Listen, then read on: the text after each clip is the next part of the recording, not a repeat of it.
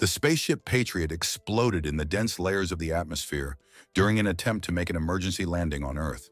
Tucker Kaufman, director of the Centers for Disease Control and Prevention, is leading the investigation into this horrific disaster. He arrives at the crash site, where a military-led command center has been set up. Scientists inform him that the debris is contaminated and the infection zones stretch 300 kilometers from Dallas to Washington.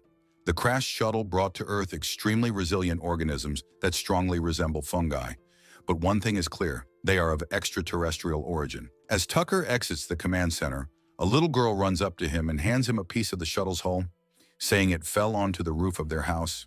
He takes it absent-mindedly, but immediately drops it after cutting his finger on it. Soon he learns that curious people are stealing, touching, and even selling shuttle parts on eBay. When he returns home, he is greeted by his beloved dog, who lets out a strangely terrifying growl before running away. Tucker goes to sleep, and during the night, a strange film begins to cover his body. The film's protagonist, Carol, Tucker's ex-wife, works as a psychiatrist. Every morning, she sends her son Oliver off to school before heading to her office. There, her regular patient Wendy is already waiting, complaining about her husband. She says he has become a completely different person, nothing like he used to be. Wendy has noticed something strange in his behavior, a complete indifference to situations that used to affect him deeply. Moreover, the night before, he killed their pet for no reason after it suddenly attacked him. This incident has caused Wendy even more anxiety and doubt, prompting her to seek Carol's help.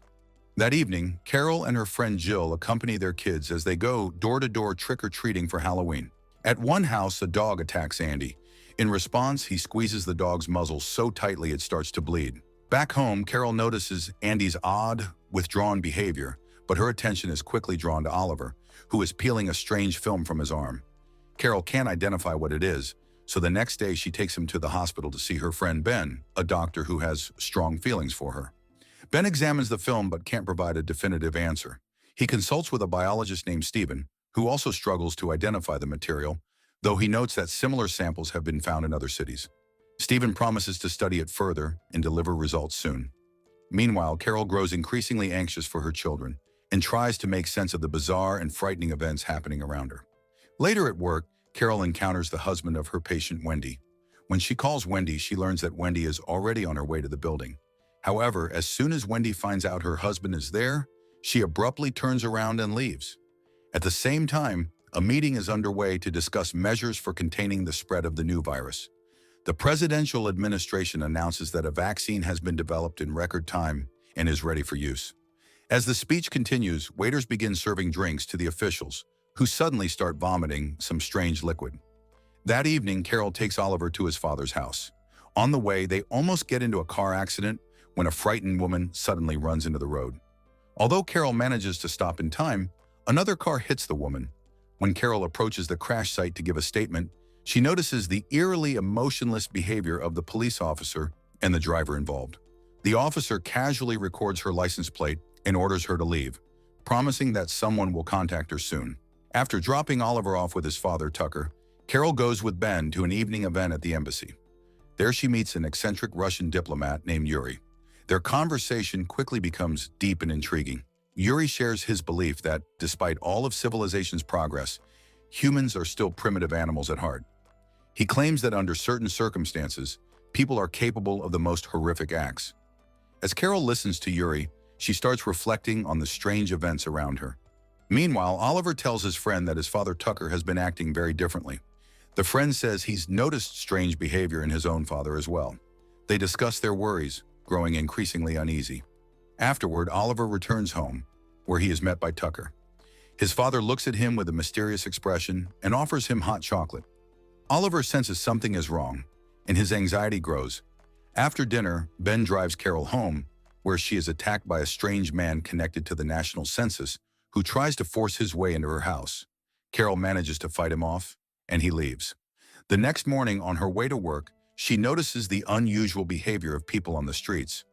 All her clients have canceled their appointments, which she finds very suspicious. Moments later, her assistant brings her a cup of tea and insists she try it. But just in time, the phone rings and Carol rushes to the lab to meet Stephen. Stephen tells Carol that the sample she brought is partially made up of spent leukocytes, typical in any infection, and partially of hormones produced during REM sleep. This indicates that sleep hormones act as a catalyst in some kind of metabolic reaction. Stephen tried to destroy the cells by heating them to 370 degrees, but they survived. His colleagues from a lab in Europe have developed a theory. The organism is an intelligent entity made up of only a few cells that integrates its DNA into human bodies and reprograms the human genome overnight. Meanwhile, Ben receives a call from the embassy where people are concerned about Yuri's unusual behavior. They rush there and witness one of the infected diplomats undergoing a transformation.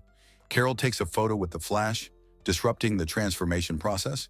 Yuri sees this, attacks Carol, but then releases her and dies in convulsions because his transformation was interrupted due to a broken REM sleep phase. Carol realizes the situation is far more serious than she thought. She rushes to get her son, but upon arriving at her ex-husband's house, she discovers that Oliver is not there. Tucker behaves strangely and without emotion. He explains to Carol that the transformed people, freed from irrational emotions, are trying to create a better world. He urges her to join them. Carol now understands that this is no longer the man she once knew. She realizes that his public vaccination campaign against the flu is actually a method of infecting people with the spores. Carol tries to escape the house but fails. Tucker, displaying terrifying strength and persistence, grabs her and infects her with the slime. This becomes a horrifying moment of realization for Carol. Her former husband is now completely under the control of this sinister force, and he is deliberately spreading the infection, turning people into emotionless beings. Carol manages to escape and makes her way into the subway. On the train, she finds a group of people, one of whom realizes she is uninfected. He gives her valuable advice. To fool the infected, she must stay calm and show no emotion. At that moment, a group of people enters the train car. A young woman, unable to endure the pressure, gives herself away. Panic breaks out, and all the passengers run to the end of the train in an attempt to escape. Only Carol manages to get out. Outside, a nightmare unfolds. A police officer notices that she's sweating and warns her that this could give her away as uninfected. He advises her to calm down and leave the area immediately. Following his advice, Carol does everything she can to appear composed and calm. This allows her to quietly make her way to the embassy. After a discussion, Carol and Ben decide to head to Fort Detrick, located 200 kilometers from Washington. However, Carol insists she won't go without her son, and they begin searching for Oliver. On the street, they randomly encounter Carol's patient Wendy, who is being held by police officers. She screams that she already slept, but she doesn't appear to be infected. This intrigues Carol and Ben, so they visit Wendy's office to learn more. From her medical records, they discover that Wendy had suffered from acute disseminated encephalomyelitis as a complication of chickenpox. This type of encephalitis affects the brain's white matter, not gray matter. Carol then remembers that her son also had a new strain of chickenpox the previous year, and at the hospital, he was diagnosed with ADEM. They realize that this information might be the key to understanding the mysterious events and possibly saving not only Carol's son, but others from the dangerous virus. Ben informs Stephen of the new findings, while Stephen and other scientists continue working on a vaccine. At that moment, Carol receives a message on her phone from Oliver, saying that he's in Baltimore, at Tucker's mother's house. Carol then confesses that Tucker infected her, but Ben promises to help. He says they will find a cure and do everything possible to keep her from falling asleep.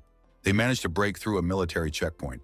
Ben distracts the guards and stays behind in Washington, while Carol, pretending to be infected, reaches the train station and boards a train to Baltimore. On the train, Carol meets Oliver's friend, Joan. She asks about his parents, and Jean replies that they didn't survive, and now he sees Carol as his family. He offers to let her rest, and Carol agrees, pretending to be infected. To do this, she covers herself with bits of skin she found in the restroom. At the station, they are met by Tucker, and they go to his mother's house. Carol successfully pretends to be transformed, which allows her to secretly inform Ben of their current location. Soon, Tucker goes downstairs to join his colleagues, giving Carol the opportunity to find Oliver. They look at each other for a long time, trying to determine whether either of them has changed. Convinced that they're both still the same, they decide to escape the house. However, their escape is noticed by Carol's ex-husband, and a chase ensues. They manage to hide in a basement-like room, but Tucker soon finds them. In the struggle that follows, Carol manages to kill him by striking the back of his head with a hammer. Then they run to a closed pharmacy, where Carol finds adrenaline and explains to Oliver how to use it. If she falls asleep, he must inject her directly in the heart. While exploring the pharmacy, Carol discovers several sleeping infected people in a storage room. One of them is a police officer. Realizing there's nowhere else to go and they must wait for Ben, Carol takes the officer's pistol and locks the door. Several tense hours pass. At that moment, Claire falls asleep and almost transforms. But Oliver manages to inject her with adrenaline straight into the heart, waking her up and halting the process.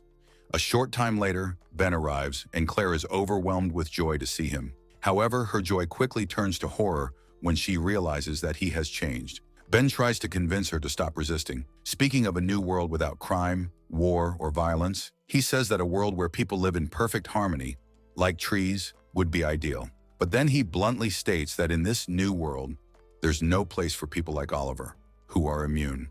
Ben unlocks the storage room and releases the other transformed people. When they try to seize Oliver, Claire defends her son, killing all of the attackers. During the struggle, she wounds Ben in the leg. Claire gets into Ben's car and contacts Stephen, who is in a helicopter nearby. They agree on a meeting point, and despite many obstacles, Claire and Oliver manage to fight their way through and reach the rooftop of a building, where the helicopter picks them up. Afterwards, the scientists manage to develop a cure for the virus. To vaccinate the population, they use water and food supplies, and also spray the vaccine from helicopters to reach as many people as possible. Stephen gives an interview in which he announces that the virus has been defeated. He explains that the virus spores were located in the brain during REM sleep, which is why people don't remember what happened and perceive it all as a strange dream. About a year later, Claire walks Oliver and Jean to school. At the kitchen table, Ben is seen reading a newspaper.